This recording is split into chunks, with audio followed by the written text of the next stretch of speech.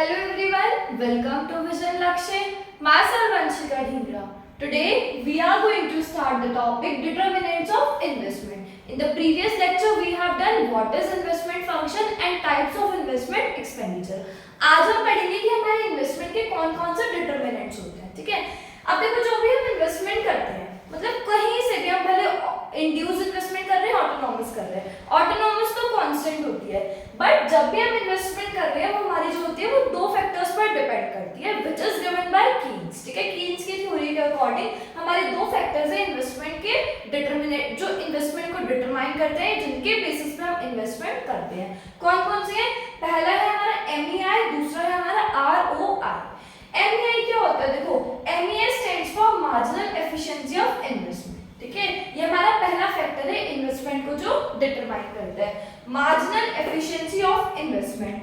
It refers to expected rate of return from an additional investment. मतलब जब हम एक और इन्वेस्टमेंट कर रहे हैं, एडिशनल इन्वेस्टमेंट कर रहे हैं, तो हमारे कितना हमें एक्सपेक्टेड रेट ऑफ रिटर्न मिल रहा है, इसके बेसिस पे हम क्या करते हैं, अपनी इन्वेस्टमेंट करते हैं। And this is called as MEI, marginal efficiency of investment, कि हमें एडिशनल इन्वेस्टमेंट करने से कितना एक्सपेक्टेड रेट ऑफ रिटर्न है।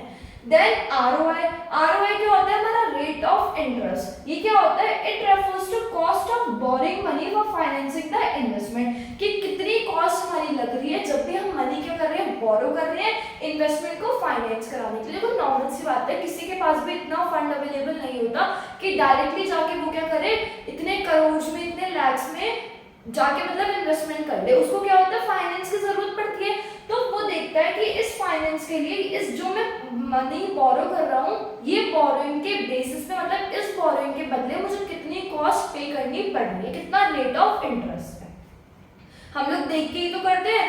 तो वो क्या होता है हमारा ROI, that is rate of return. अब बात आती है भाई कि हम MI या MEI या ROI मतलब ये डिटरमिनेट कर रहे हैं इन्वेस्टमेंट कब करेंगे। मतलब जब हमारा क्या है, MEI is greater than ROI, जब हमारा MEI that is marginal efficiency of investment ज्यादा होगी as compare to rate of interest, तब क्या होगी, हमारी इन्वेस्टमेंट प्रॉफिटेबल होगी। देखो नॉर्मल सी बात है, मेरे को रिटर्न जो मिल रहा है एडिशनल इन्वेस्टमेंट से सपोज 12% मिल रहा है, और जो मेरा रेट ऑफ इंटरेस्ट जा रहा है सपोज 10% जा रहा है, ऐसे टाइम पे तो मैं करूंगी इन्वेस्टमेंट, क्योंकि मेरे को 12% क्या मिल रहा है, एक तरीके से मेरा प्रॉफिट, और मेरा 10% जो है वो कॉस्ट, बोरिंग कॉस्ट पे जा रहा है मनी, तभी जाके मैं क्या करूंगी, इन्वेस्टमेंट करूंगी, मेरी इन्वेस्टमेंट प्रॉफिटेबल होगी। अगर मेरा ROI 12% हो गया और ये 10% हो गया, तो उस टाइम पे क्या होगा, मेरी इन्वेस्टमेंट प्रॉफिटेबल नहीं होगी, क्योंकि मेरा रेट ऑफ इंटरेस्ट ज्यादा है as compare to my expected rate of profit from an additional investment, ठीक है। तो हमारी इन्वेस्टमेंट को प्रॉफिटेबल होने के लिए MEI that is marginal efficiency of investment ज्यादा होना चाहिए एज कंपेयर टू ROI, तब जाके हमारी इन्वेस्टमेंट कैसी होगी, प्रॉफिटेबल। और एग्जांपल के लिए याद रखना, MEI 12% है, ROI 10%, तो ऐसी जब सिचुएशन आएगी तब जाके हमारी इन्वेस्टमेंट प्रॉफिट में होगी, ठीक है। और भी आप एग्जांपल्स ले सकते हो। This is all for today.